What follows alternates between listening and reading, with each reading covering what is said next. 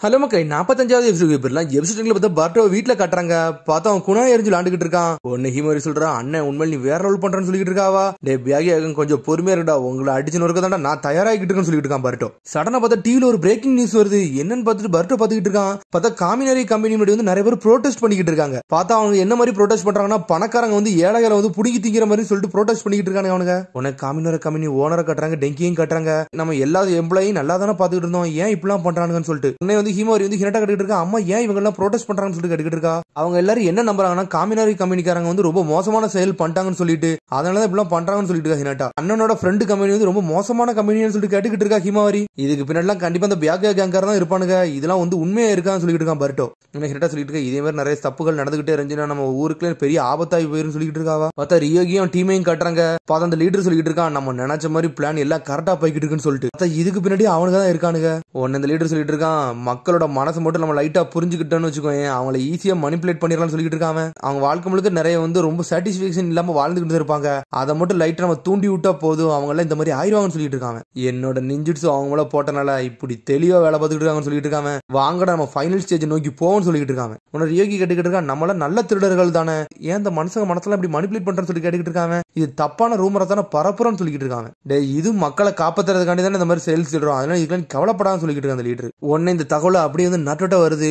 ஏன் ப்ரோட்டெஸ்ட் பண்றாங்கன்னு சொல்லிட்டு கேட்டுக்கிட்டு இருக்கான் நட்டோ. உன்னை சிக்கமா சொல்லிட்டு இருக்கான், ஏழை மக்கள்ல என்ன யோசிக்கிறாங்கன்னா, பணக்கார கம்பெனிக்காரங்க தான் அவங்கள்ட்ட இருந்து எல்லாத்தையும் புடிங்கிட்டு இருக்கான்னு நினைச்சுக்கிட்டு இருக்காங்க, அதனால அவங்க ப்ரோட்டெஸ்ட் பண்ணிக்கிட்டு இருக்காங்கன்னு சொல்லிட்டு. இவங்க பண்றது வந்து எப்ப ஸ்டார்ட் ஆயிடுச்சுன்னா, அந்த பியாகே கேங் நம்ம ஊருக்குள்ள வந்தானுங்கல்ல, அதுக்கப்புறம் தான் இந்த மாதிரி சம்பந்தம் இல்லாம நிறைய நடக்குன்னு சொல்லிட்டு இருக்கான் சிக்கமரு. ஒருவேளை பியாகே கேங் பின்னாடி இருக்கான்னு சொல்லி கேட்டுக்கிட்டு இருக்காங்க. அவனுக்கு உன்னை சாய் சொல்றான், அவனுக்கு இதுக்குள்ள இருக்கானுங்களா இல்லையான்னு வேற தெரியலன்னு சொல்லிட்டு இருக்காங்க. உடனே வந்து சிக்கமர் சொல்றான், இதனால அவங்களுக்கு என்ன லாபம் தான் தெரியல, அதை வேற நம்ம யோசிக்கணும்னு சொல்லிட்டு இருக்கான். நட்ட சொல்றான், வேற என்ன மக்களுக்குள்ள குழப்பத்தை ஏற்படுத்தி விட்டோம்னா அவனுங்களை வந்து ஈஸியா உள்ள வந்து திருடிட்டு போயிடலாம், அந்த சமயத்தை அவனை யூஸ் பண்ண நினைக்கான்னு சொல்லிட்டு இருக்காங்க. உன்னை சாய் சொல்றான், ரீசெண்டா பியாகே கேங் அவனை ஆட்டத்தை வர ஸ்டாப் பண்ணிட்டானுங்க, இதுவும் கொஞ்சம் வித்தியாசமா தான் இருக்குன்னு சொல்லிட்டு. நான் வந்து மத்த ஊருக்காரங்கள்ட்ட கேட்கேன், இந்த கேங் வந்து வேற ஏதாச்சும் மூவ்மெண்ட் பண்ணிட்டு இருக்காங்கன்னு சொல்லிட்டு அதையும் கொஞ்சம் விசாரிப்புன்னு சொல்லிட்டு இருக்கான் நட்டோ. உன்னை சிக்கமர் சொல்லிட்டு இருக்கான், ஆல்ரெடி தலைக்கு மேல வேலை போய்கிட்டு இருக்குன்னு சொல்லிட்டு இருக்காங்க, இந்த ஊருக்கு என்ன ஆபத்து வந்தாலும் அதுக்கு நம்ம தாண்டா ரெஸ்பான்சிபிலிட்டியா இருக்கணும், அதெல்லாம் அப்படி விட்டு வைக்க கூடாதுன்னு சொல்லிட்டு இருக்கான் நட்டோ. உன்னை சாய் சொல்லிட்டு இருக்கான், நான் போலீஸ் ஃபோர்ஸ் கூட சேர்ந்துட்டு இன்னும் இன்வெஸ்டிகேஷன் பண்ணிக்கிட்டே இருக்குன்னு சொல்லிட்டு இருக்கான் சாய். சரிடா நீங்க என்னென்ன நினைக்கிறீங்களோ அதை பண்ணுங்கன்னு சொல்றான் நட்டோ. அதுக்கப்புறம் பார்த்தா பர்ட்டோ அனவேகத்துல ஓடி வரான். உடனே பார்த்தா ஃப்ரெண்ட்ஸ் வந்து பேசிட்டு இருக்கான்,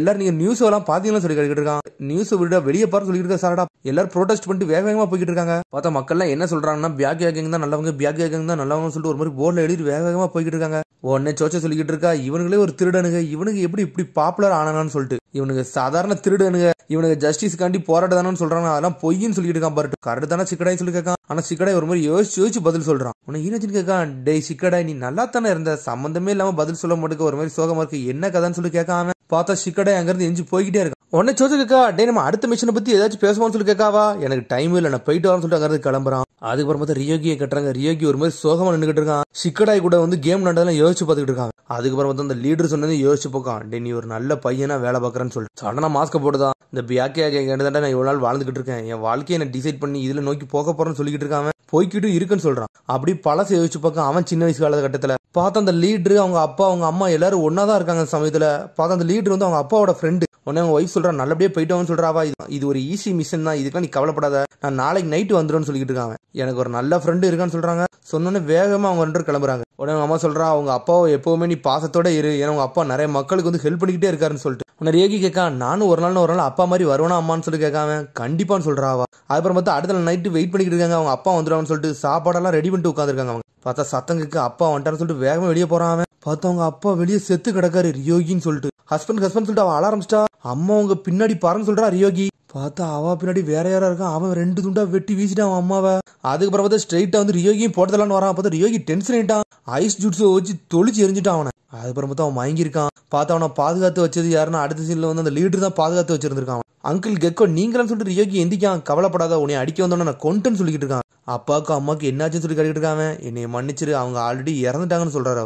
ஆல்ரெடி அவங்க இறுதி சடங்கெல்லாம் நான் முடிச்சிட்டேன்னு சொல்லிக்கிட்டு இருக்காங்க. உன்னை அப்படி தவண்டி அவங்க அப்பா அம்மாவை போய் பாத்துக்கிட்டு இருக்கான். இதுக்கப்புறம் நீ என்னடா பண்ண போறன்னு சொல்லிட்டு அந்த லீடர் கேட்டுக்கிட்டு இருக்கான். என் கூட வாரியா வரலன்னு சொல்லி கேட்கான். உங்க அப்பா என்னெல்லாம் பண்ணாரோ அதை பத்தி உனக்கு எல்லாமே சொல்லி கொடுக்க, என் கூட வாரியான்னு சொல்லி கேட்டுக்கிட்டு இருக்கான். உன்னை ரியோகி அப்பத்துல இருந்து அவங்க கூட போயிருந்திருக்கான். சடனா பார்த்து ஏதோ இடத்துல வெயிட் பண்ணிக்கிட்டு இருக்காங்க. நம்ம இங்க நிக்கன்னு சொல்லி கேட்டுக்கிட்டு இருக்காங்க. நான் நிறைய பேரை சேர்த்து இருந்திருக்கேன், அவங்களோட சேர்ந்து போன்னு சொல்றாங்க. நிறைய பேரான்னு சொல்லிட்டு முழிக்கான். பார்த்தா ஒரு இன்னொரு 4-5 பேர் வந்து நின்றுட்டு இருக்கானுங்க. பார்த்தா அப்பமே அந்த மாஸ்க் போட்டு தான் நிக்கானுங்க. என்னடா ஒரு வழியா வந்துட்டீங்களான்னு சொல்லி கேட்காம நாங்க வந்துட்டோம் பாஸ்ன்னு சொல்றான். பாசா நீங்கன்னு சொல்லிட்டு ரியோகி கேட்டுக்கிட்டு இருக்கான். யார் அந்த குழந்தைன்னு சொல்லிட்டு அவனுக்கு கேட்கானுங்க. இவன் நம்மளோட வேலையை வந்து நல்லா அப்சர்வ் பண்ணா கொஞ்சம் பொறுமையா இருக்குன்னு சொல்லிட்டு நம்ம வேலையான்னு சொல்லிட்டு முழிக்க ரியோகி. ஆமா ரியோகி, நானும் உங்க அப்பாவும் சில வேலைகள்லாம் பாத்துக்கிட்டு இருந்தோம், அதுக்கு தான் உன்னை சேர்த்துக்கன்னு சொல்லிட்டு இருக்காங்க. இந்த வேலையை வந்து நாங்க சீக்கிரட்டா தான் பண்ணிக்கிட்டு சொல்றான் அவன். சீக்கிரட்டாவா பண்ணிக்கன்னு சொல்லிட்டு ரியோகி முழிக்கான். ஆமா, எங்க டீம் பேரு பியாக்கியா கேங்கன்னு சொல்றான். நாங்க வந்து நல்லதுக்காண்டி போராடுறோம்னு சொல்லிட்டு இருக்காங்க. நாங்க வந்து ஒரு நல்ல திருடர்கள் சொல்லிட்டு இருக்காங்க. சொன்னோன்னு ரியோகி முழிக்கான். அதுக்கப்புறம் அடுத்த சீனை காட்டுறாங்க. பார்த்தா நிறைய பொருளை திருடிட்டு வந்திருக்கானுங்க. உன்னை ரியோகி கேட்கான், நீங்களும் எங்க அப்பா இப்படிதான் திருடிக்கிட்டு இருந்தீங்களா சொல்லி கேட்டுக்கிட்டு இருக்காங்க. டேய், நாங்க வந்து சாதாரண திருடல் கிடையாது, நாங்க நல்ல விஷயத்துக்காண்டி தான் திருடுன்னு சொல்லிட்டு இருக்காங்க. உடனே சடனா அந்த அசிஸ்டன்ட் மாஸ்க் கழட்டி பேச ஆரம்பிச்சிட்டான். நாங்க பணக்கார திருடர்கள் இருந்து ஏழை மக்கள்கிட்ட தான் கொடுத்துக்கிட்டு இருக்கோம், அதனால இதுக்கெல்லாம் கவலைப்படாம சொல்லிட்டு இருக்காங்க. இதெல்லாம் வந்து ஏழை மக்களோட ரத்தம், அதனால கவலைப்படாத, இது நம்ம நல்ல விஷயத்துக்காண்டி தான் திருடன் சொல்றாங்க அவனுங்க. ஒன்னு அந்த லீடர் சொல்லிட்டு இருக்கான், அவங்க அப்பாவும் நானும் ஷினோபி மிஷனுக்கு போய்கிட்டு இருக்க தருவாயில எங்களுக்குள்ளே ஒரு கேள்வி எழும்புச்சுன்னு சொல்லிட்டு இருக்கான். பேசிக்கான ஷினோபி வாழ்க்கை எப்படி இருக்கும்னா, ஒரு பணக்காரங்க மத்தியில வந்து நம்ம வந்து வேலை பார்க்குற மாதிரி தான். அவனுக்கு என்னதான் வீக்கா இருந்தாலும் அவனுக்கு பணத்து மூலியமாவே நம்மள வாங்கிடுவாங்கன்னு சொல்லிட்டு இருக்காரு அவர். அதுக்காண்டி தான் நாங்க இதெல்லாம் பண்றோம்னு சொல்லிட்டு இருக்காங்க. இதுக்கு என்ன சம்பந்தம்னு சொல்லிட்டு ரியோகி கேட்டுக்கிட்டு இருக்கான். அதே மாதிரி மக்களுக்கு நிறைய அநீதி நடக்கும் போது தெரிஞ்சதுக்கு அப்புறம் நாங்களா ஒரு கூட்டமைப்பு பண்ணணும்னு சொல்லிட்டு இருக்காங்க. கூட்டமைப்பா, இந்த மாதிரிலாம் எங்க அப்பா எதுவுமே சொல்லலன்னு சொல்லிட்டு இருக்காங்க. உனக்கு இப்ப எதுவுமே புரியாது, உனக்கு ஒரு வயசு வரும், அதுக்கப்புறம் தான் இதெல்லாம் புரியும் சொல்லிட்டு இருக்காங்க. ஆனா இந்த மாதிரி நாங்க நல்லதா பண்ணிக்கிட்டு இருக்க நேரத்துல எங்களுக்கு நிறைய எதிரிகள் வந்தாங்கன்னு சொல்றாங்க. எதிரின்னு சொன்ன ரியோகி மிரண்டான். பார்த்தா அவங்க அப்பாவை கொன்ன ஒரு எதிரி தானே வந்தான். ஆனா எங்க அப்பாவை கொண்டது அந்த மாதிரி ஆளுகளான்னு சொல்லி கேட்டுக்கிட்டு இருக்காங்க. ஆமா, உங்க அப்பா வந்து இந்த மாதிரி விஷயத்துல வந்து உங்களை இன்வால்வ் பண்ண கூட நினைச்சாரு, அதனால தான் உங்களை ஒதுக்கி வச்சிருந்தாருன்னு சொல்லிட்டு இருக்காங்க. பார்த்தா அதுல நிறைய நகையத்துக்கு நிறைய ஏழைகள் மாதிரி ஒரு 5 பேர் வரானுங்க. அவனுக்கு கையில கொடுக்காம உனக்கு கொடுத்தோன்னே மாஸ்டர் கெக்கோ உங்களுக்கு தான் நன்றின்னு சொல்லிட்டு இருக்கானுங்க. அவனுங்க உனக்கு லீடர் சொல்றான், நம்ம பணக்காரங்கள்ட்ட திருடுதான் ஏழைகள்ட்ட கொடுக்குறோம், இவ்வளவுதான் நம்மளோட வேலைன்னு சொல்லிட்டு இருக்கான் அந்த லீடர். இந்த நிஞ்சாக்களை எப்பவுமே அவனுக்கு வந்து ஒரு டூல் மாதிரி தான் யூஸ் பண்ணுவானுங்க. ஆனா நம்ம என்னைக்குமே நம்மள அந்த மாதிரி வாழ்க்கையை வாழக்கூடாதுன்னு சொல்லிட்டு இருக்காங்க. நம்ம அவனோட சிப்பாயின்னு சொல்றான். டேய், உனக்கு நல்ல பொட்டன்ஷியல் இருக்கு, அதனால எங்க கூட சேரு, நம்ம இந்த மாதிரி நல்ல விஷயத்தெல்லாம் பண்ணணும்னு சொல்லிட்டு இருக்காங்க. நாங்களாம் சொல்லிட்டு யோசிக்காம உடனே அவன் கையில ஒரு மாஸ்க் கொடுக்காங்க.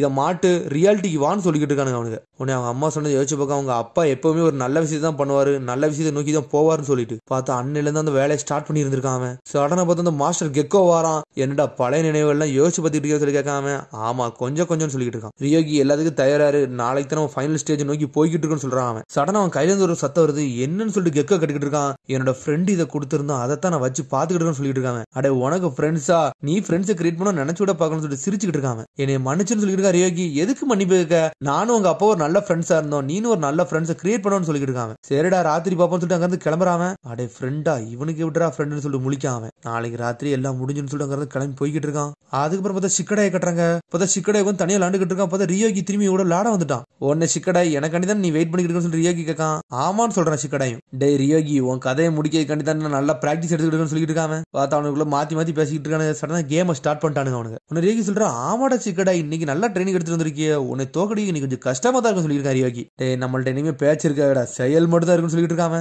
பார்த்தா அந்த கேம் முடியவே மாட்டுக்கு, மூவ் ஆகி போய்கிட்டே இருக்கு. பார்த்தா இருட்டிலே செஞ்சிருச்சு. இதுவே ரொம்ப ஜாலியா தான் இருக்குன்னு சொல்லி பாத்துக்கிட்டு இருக்கான் அவன். இதான் ஃப்ரெண்ட்ஷிப்பான்னு சொல்லிட்டு பார்க்கான். இருட்டிருச்சு, நம்ம கிளம்பலாமான்னு சொல்லிட்டு சிக்கடாய் கிடைக்கிட்டு இருக்கான். கொஞ்சம் பொருன்னு சொல்றாரு ரியோகி. என்னன்னு பார்த்தா விளக்கு கொண்டு வந்திருக்கான்.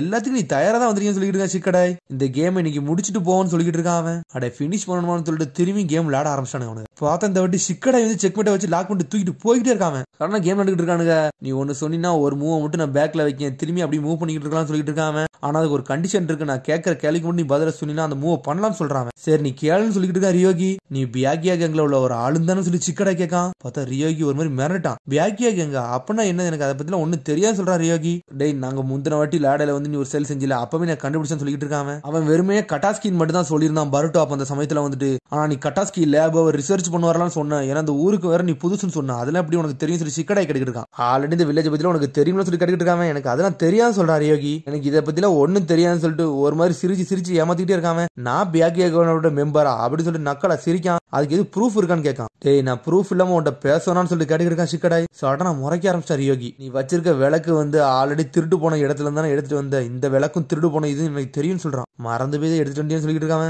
சடனா எந்திரிக்காம பார்த்து விளக்கு செதறிடுச்சு. யாருமே எங்களை ட்ரேஸ் பண்ணணும்னு சொல்லிட்டு இருக்காங்க. சடனா வாய் உளறி சொல்லிட்டாங்க. ஒரு ட்ரிக்ல நான் விழுந்துட்டோம்னு சொல்லிட்டு அப்படியே உட்கார ஆரம்பிச்சிட்டாங்க. சரி சிக்கடாய், இதுக்கப்புறம் நீ என்ன பண்ண போறன்னு சொல்லி கேட்டுக்கிட்டு இருக்காங்க. லீவ் வில்லேஜ்ல நீ புடிச்சு கொடுக்க போறேன்னு சொல்லி கேட்டுக்கிட்டு இருக்காங்க. அதெல்லாம் நான் பண்ண போறதுன்னு சொல்லிட்டு இருக்கா சிக்கடாய். இது வரைக்கும் நான் யார்ட்டையும் சொல்ல போறது இல்லைன்னு சொல்லிட்டு இருக்காங்க. இந்த மாதிரி முட்டாள்தனத்தை உனக்கு செய்யக்கூடாதுன்னு சொல்ல நினைக்கேன், அது மட்டும் தான் நினைச்சிட்டு இருக்கேன்னு சொல்லிட்டு இருக்கேன் சிக்கடாய். என்னைக்குமே உங்க பவர் மூலியமா தாண்டா எல்லாத்தையும் காப்பாத்துன்னு நினைக்கணும், இந்த மாதிரி திருடிலாம் எதையும் செய்யக்கூடாதுன்னு சொல்லிட்டு இருக்காங்க. இது மூலியமா உங்களால எதையுமே மாத்த முடியாது சொல்லிட்டு இருக்கா ஷிக்கடை. இப்படியே போய்கிட்டு இருந்துச்சுன்னா ஒரு காலகட்டத்துல நீ அடுத்தவனோட சிப்பாயா தாண்டா இருப்பேன்னு சொல்லிட்டு இருக்காங்க. சொன்னோன்னு ரியோகி டென்ஷன் ஆயிட்டான். இந்த முட்டாள்தனத்துல இருந்து உன்னை முழிக்க வைக்க பாத்துக்கிட்டு இருக்கா, நீ இதுல இருந்து வெளியேவான்னு சொல்லிட்டு இருக்காம. ஷிக்கடை என்னைய பத்தி உனக்கு இன்னும் எதுவுமே புரியலன்னு சொல்லிட்டு இருக்காங்க. டே இந்த உண்மையான வாழ்க்கையை நாங்க மாத்ததாண்டா வந்திருக்கோம், நாங்க ஒரு சிப்பாயே சாவறதுல எனக்கு எந்த வருத்தமே கிடையாது சொல்லிட்டு இருக்காங்க. சடனா ஒரு அட்டாக் போட்டு ஒரு ஐஸ்டியில வர வைக்கான். தப்பான மூவ் பண்ண சொல்லிட்டு இருக்காங்க. இங்க இருந்து பயந்து ஓடப்பறேன்னு சொல்லி இருக்காங்க. நல்லா பயந்து போகல, நான் பேக்கியா கட்டி சண்டை போட போறேன்னு சொல்லிட்டு இருக்கா ரியோகி. நீ தாண்டா பயந்து போக போறேன்னு சொல்லிட்டு இருக்காங்க. உன்னால இந்த மாதிரி நல்ல விஷயம் அக்செப்ட் பண்ண முடியாது சொல்லிட்டு இருக்கான். டே நீ என்னை புரிஞ்சுக்கிட்டு நினைச்சேன், ஆனா கடைசி வரைக்கும் உனக்கு என்ன புரிஞ்சுக்கிட முடியலன்னு சொல்லிட்டு இருக்காங்க. இந்த உலகம் வந்து அமைதியான உலகம், அமைதியான உலகம் சொல்லிட்டு இருக்க, அந்த மாதிரி உலகம் எனக்கு கிடையாதுன்னு சொல்றாங்க. உலகத்துல இருந்து நான் டிஃபரெண்டா வந்திருக்கேன்னு சொல்லிட்டு இருக்காங்க. சடனா ரியோகின் கூப்பிடுதான். டே நான் ஒரு ஃபுல் ஃபிளெஜ்டு ஷினோபிடா, உன்னால என்னை கேப்சர் பண்ண முடியாது சொல்லிட்டு இருக்காங்க. உன்னால பேட்ச் மட்டும் தான் முடியும் சொல்லிட்டு இருக்கான். சடனா ஐஸ்டெல் மங்கிக்குன்னு சொல்லிட்டு அப்படியே ஒரு ஜுட்ஸோ போட்டு விடுதான். அப்பதான் ஷிக்கடை வழியை மறைச்சிட்டு அங்க இருந்து ரியோகி வேகமா போறான். ஷிக்கடா என்னை மன்னிச்சிடு அப்படின்னு சொல்றான். நீ மட்டும் தான் எனக்கு ஒரே ஒரு ஆளுன்னு சொல்றான். பார்த்தா ஸ்ட்ரெயிட்டா வந்து பியாக்கியா அங்க கூட வந்து நின்னுட்டு இருக்கான் ரியோகி. டேய் டைம் ஆயிடுச்சு, வாட நம்ம ஆட்டத்தை ஆரம்பம் சொல்லிட்டு ஃபைனல் ஸ்டேஜுக்கு போகணும்னு சொல்லிட்டு இருக்காங்க. அவனுங்க உலகத்துக்கு உண்மையான நீதியை வாங்கி கொடுப்போம்னு சொல்றான். அவனும் ஓகேன்னு சொல்றான் ரியோகி. அதோட எபிசோட் முடியுது. அதுக்கடுத்த எபிசோட சந்திப்போம். மறந்து சப்ஸ்கிரைப் பண்ணுங்க, ஷேர் பண்ணுங்க, கமெண்ட் பண்ணுங்க, பெல் பட்டன் பாருங்க. See you, bye.